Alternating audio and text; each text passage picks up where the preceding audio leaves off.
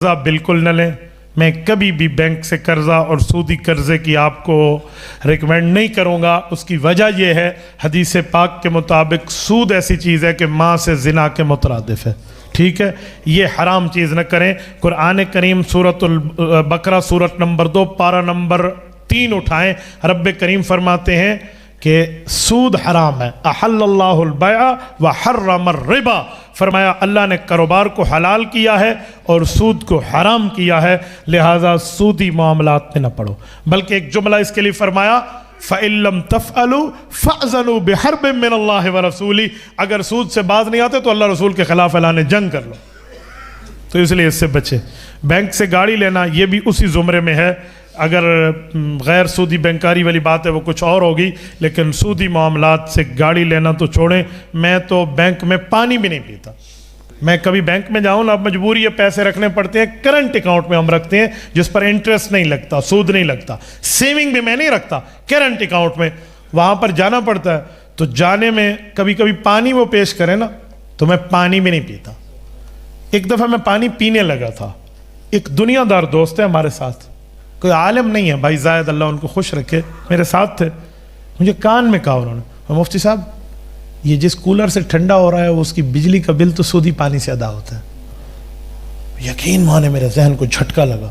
میں نے کہا میں مولوی ہو کے پی رہا ہوں اور یہ دنیا دار بندہ ہے. میں نے وہیں پانی رکھ دیا. وہ دن اور آج دن میں نے نہیں پی, کیونکہ اس کا بل جس پیسے سے ادا ہوگا وہ کون سا ہے؟ تسی مجھے جو کھیسے جو ایسی دینا ہے تو سودی پیسے سے ادا ہوگا, تو وہاں تو میں پانی بھی نہیں پیتا. ٹھیک ہے, جتنا ٹائم اس پنکھے کے نیچے بیٹھ کے ہوا لے رہے ہیں اس پہ بھی استغفار کر رہا ہوتا ہوں. تو سودی معاملات سے بچیں میرے بھائیوں. قسطوں پر کوئی چیز خرید سکتے ہیں نہیں. اگر صرف قسطوں کا مسئلہ ہو تو جائز ہے, منع نہیں ہے.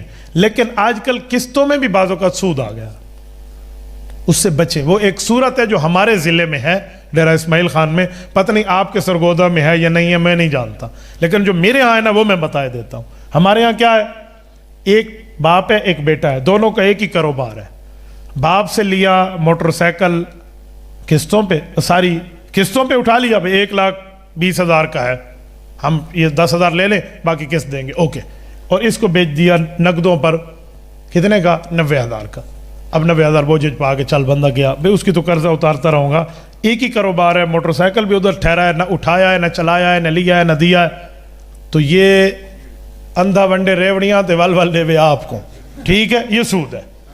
اس طرح سودی کئی کاروبار ہے. اگر آپ کے ہاں یہ ہے تو حرام ہے. اگر اس سے کوئی اور ہے تو وہ اپنے علماء کرام سے پوچھ لیں, یہ علماء کرام آپ کو سمجھائے دیں گے, تو پھر آپ اس کو دیکھ لیں.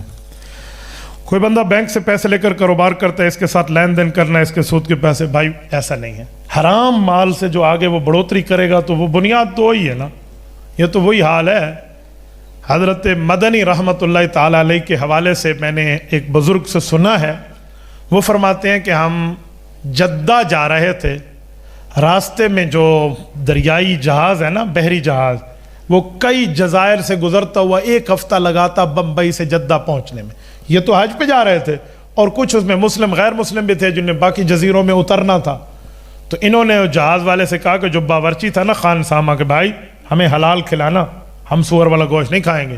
تو کافروں کے لیے پکتا تھا. انہوں نے کہا جی ٹھیک ہے حضرت, آپ کا دیگچا ویگچا سب کچھ کھانا پینا الگ ہوگا. انہوں نے کہا اوکے. تو جب کھانے کی باری آئی نا, اس سے پہلے پک رہا تھا. انہوں نے کہا چلو جا کر ذرا دیکھیں تو صحیح. تو جا کر دیکھا تو الگ دیگچا تھا, الگ پک رہا تھا. لیکن مسئلہ پتہ کیا ہے, جو چمچ سور والے سالن میں تھے نا وہی نکال کے ان والے سالن. انہوں نے کہا اے بھی تو کھا. ٹھیک ہے. انہوں نے کہا جی ٹھیک ہے, ہم نے دیگچا تو الگ کیا ہے, لیکن سور والا چمچہ اتنے بھی کام تو پورا ہو گیا نا. اس نے بینک سے قرضہ لیا, تم نے حلال مال اس میں شامل کر لیا, سور والا چمچہ اتنے ہی پھرا کھلوتے ہیں. تو بھائیو کچھ تو بندہ اپنے آپ کے معاملات دیکھے کہ حلال کاروبار حلال ہوتا ہے, حرام کاروبار کے ساتھ اس کو شامل نہ کریں. یہ بھی وہی سوال ہے قسطوں کا معاملے کا, تو قسطوں کو تو میں نے آپ کو عرض کر دیا ہے. کوئی اور سوال ہے پرچی ہے تو لائیے. چلو اللہ آپ کو خوش رکھے. اقول قولی ھذا واستغفر اللہ وآخر دعوانا ان الحمد للہ رب العالمین.